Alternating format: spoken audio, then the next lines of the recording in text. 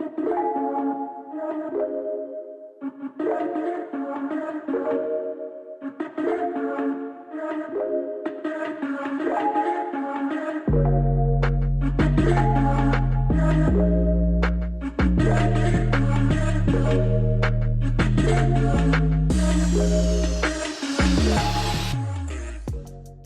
morning and welcome to our latest episode of Breakfast with Brandon. And joining us this morning, we have my three sisters and then also my mom for Mother's Day, but they're also all mothers as well. And so we just wanted to hop on here just to honor our moms out there. Hey, if you missed Mother's Day yesterday, make sure you go out, you buy your mom a gift today. Just tell her thank you so much just for all that she has done.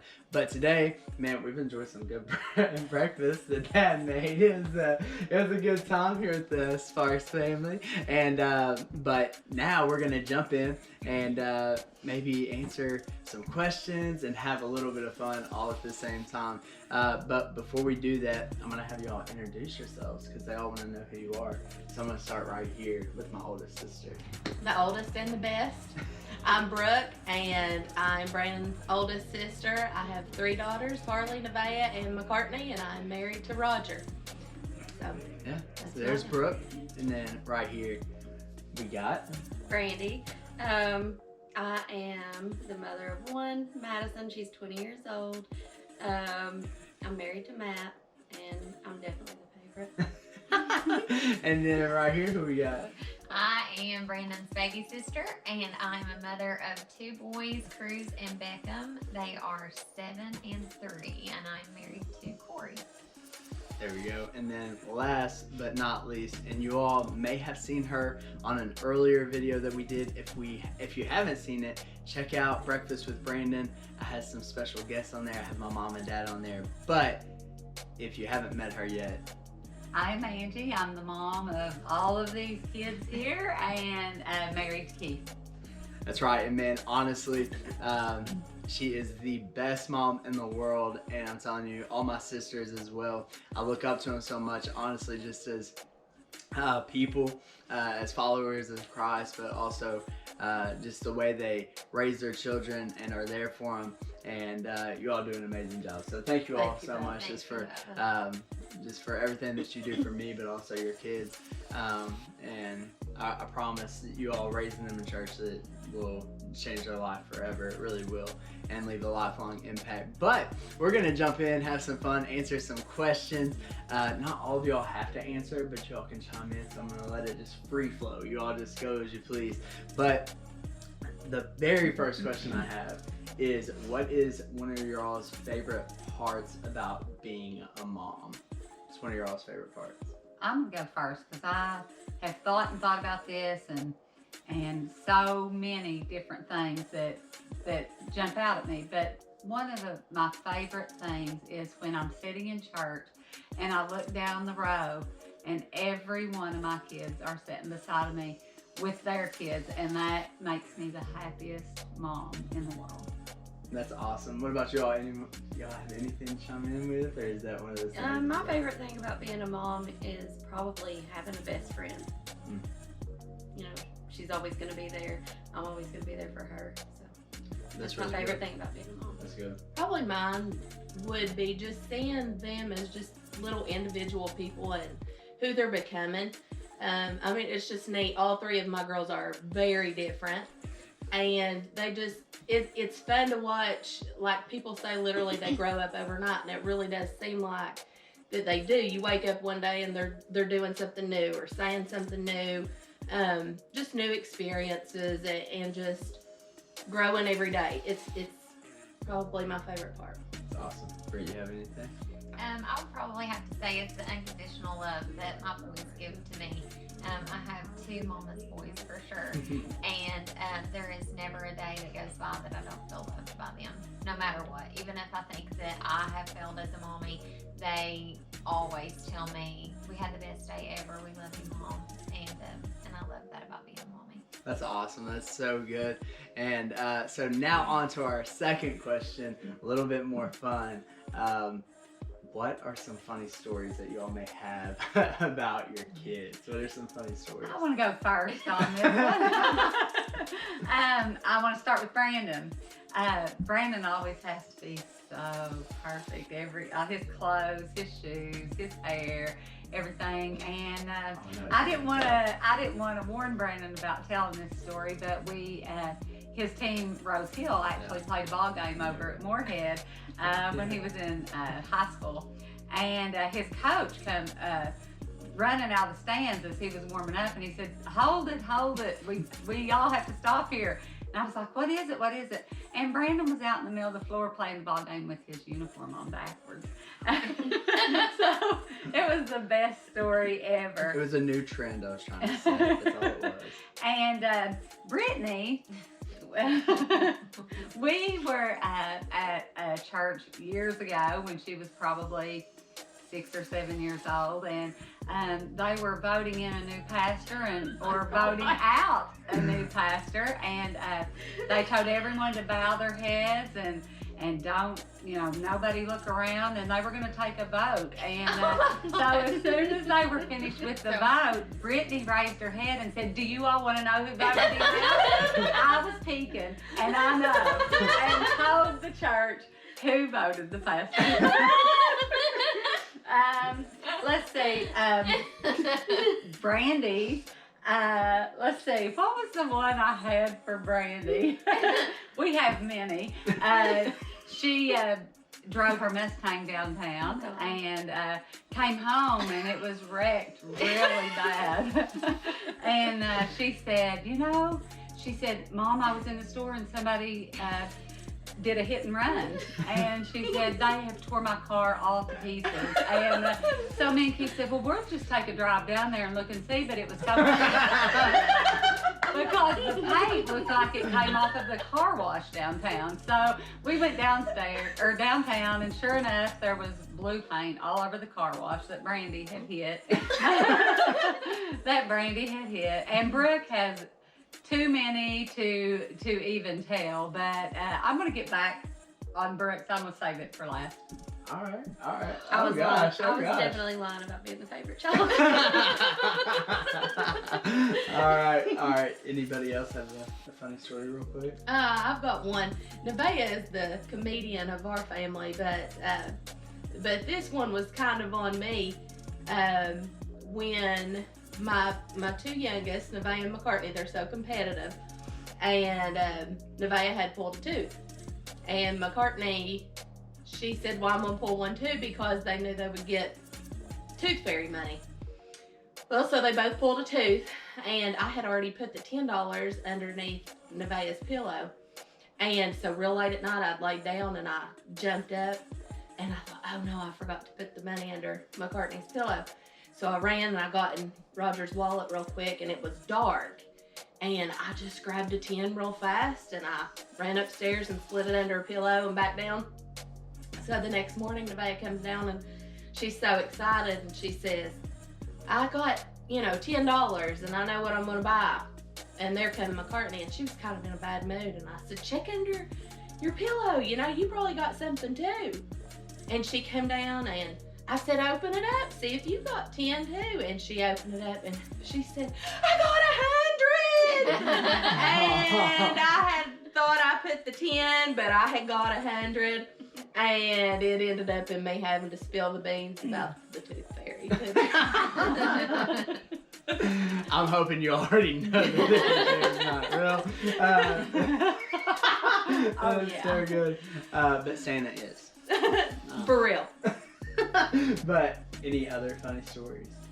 My funniest was Madison. There was a lot, but probably the funniest and most appropriate to say on camera would be the first time in 6th grade that she got a crush on a boy, and she came to me for advice. Her youth group was going to the movies, and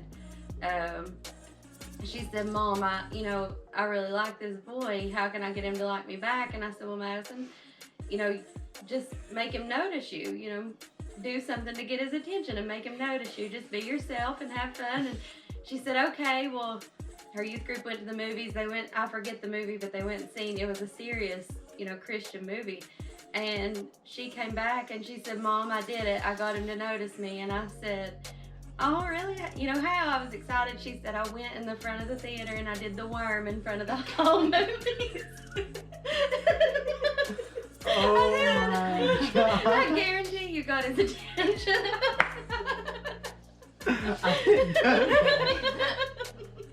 That's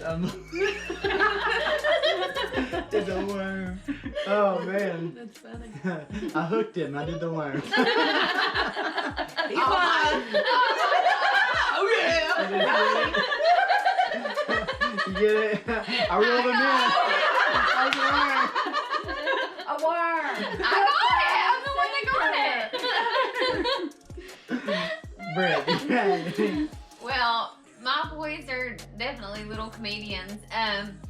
So there's so many stories, but one of the funniest moments I've ever had with Beckham was when we were on the Disney cruise, and he was beside himself that he was meeting the characters, and we were at the character breakfast, and he kept trying to get Mickey's attention, and I would say, "Stop, it's not your turn yet, stop, he will come to our table." And he kept poking Mickey behind him, and I was like, "Stop it, it's not our turn." Well, finally he had done it so much that Mickey turned around and, kind of looked at him, and Beckham jumps out of his seat and he said, "You scared the bejesus out of me, man." So funny.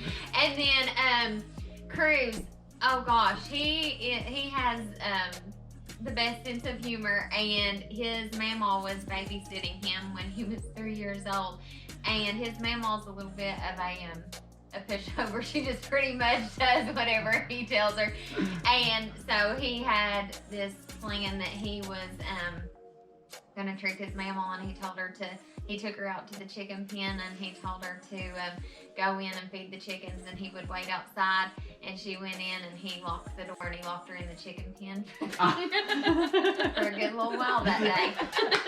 And he had her cell phone, and she was saying, "Please, Cruz, I am begging you to let me out of here." And he would say, "It's not time yet."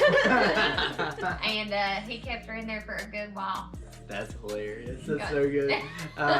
Mom, you said you want to end I'm going to go back to Brooke, and it was between two because they were both pretty bad, and I'm going to tell everybody not to do this, but one time, Brooke she was a peer listener, and she went to camp down at Kentucky Christian University when she was about in the 7th grade, and a lot of kids had told her, "Call this number, it's 474-TACO, and just order some tacos." Well, it was not a taco place, it was a personal residence, and Brooke kept calling and calling and calling and cranking them, and called probably, I think it was 300 times. And so one day me and Brooke had went shopping or something, and we come home, and Keith was sitting on... Let the dogs out. That's the dogs coming over you, Brooke. Keith was sitting on the couch, and he walked in and he said, "Does this number sound familiar to anybody?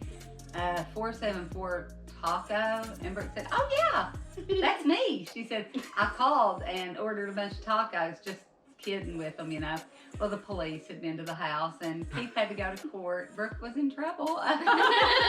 Pranking someone 300 and sometimes. Of course, it was, thank goodness she was young and got out of it, but it's the worst story. All right, now to our final question. And you all talked about it a little bit with your love for your kids, and but also that's what gets you through the day, how much you love them and taking care of them. And then we were talking about how just knowing God's love, and even seeing it through the kids of how we will call and check in and get you through those days, that love that God has for us, and even starting in scripture and in prayer, that really is what gets you through it. And like I said, going to the last question is, we all hear of this saying of motherly love, how a mom's love is just unbelievable, and how it a lot of times is one of those things that is always going to be there, and just it's something special. And with talking about that motherly love, how would you say that a mother's love is a lot like Christ's love for us? It's unconditional love. It's God's unconditional love for us, and our unconditional love for our children, and theirs for us the same. Yeah, I think that whenever you become a parent, you know that they're going to mess up. You know, you're born into a world of sin, and it's human nature to mess up, and you know that. So I compare it to that. You know, I always told Madison growing up, you're going to mess up, and, you know, don't ever think that I'm going to be mad or, you know, that I'm not going to love you for it, because that'll never happen. You know, I might be hurt, but I'm always going to love you. I'm always going to be there, and that's how Christ's love is for us too. For sure. Anything else? Brooke, you got anything? Nope, I agree. I think that a mother's love is it's amazing because a mommy never gives up on her children, and that is like Christ. He will never give up on us no matter what. Yeah, for sure. And man, that it's just so special. You all summed it up perfect. I mean, especially like one, seeing the way that you all love your kids, and mom seeing how you all love us, but also experiencing that same love for God. Talking about that unconditional love, talking about that love that will fight for you, talking about that love that sacrifices for you, talking about that love that no matter what you do will always remain. And just to kind of jump in on what Brandy was saying just a little bit, with talking about that love that she knew Maddie was gonna mess up. Mom, I know that you know that, hey, we're all gonna mess up. We're born into a world of sin, and just like Christ, he knows that we're gonna mess up. We're not perfect. He knew that you were gonna mess up, and he still chose to die for you because he loves you that much. And I want you to know that hey, that God's not mad at you, he's mad about you. I want you to know as well that hey, God's not disappointed in you. Many of you watching this right now, you may actually feel like God's disappointed at you or in you, and because of something that you've done. Maybe it's your past, and it's kind of haunting you, or whatever it may look like. You feel like God is disappointed in you, but I want you to know that he's not. And the reason why I say that he's not, and he never will be, is because to disappoint someone, you have to catch them off guard. You have to catch them off guard, that you have to do something that they wouldn't see coming. Oh my gosh, I can't believe that they would do that. That right there is disappointment. But with God, you can't disappoint him, because he already knows what you're gonna do. He knows what you have done, and he knew it before it ever happened. And he still said that you were worth dying for. He still said that he loved you. Just like that motherly love that we talked about, that sacrifices, that is there for you. God's love is there for you today as well. So I want to encourage you, man, sit in God's love for just a few moments. Think about how much he loves you, and how that will never change. No matter how much the world may be changing around you, circumstances change, but God's love will always remain. I love you all, and I hope you have a great day.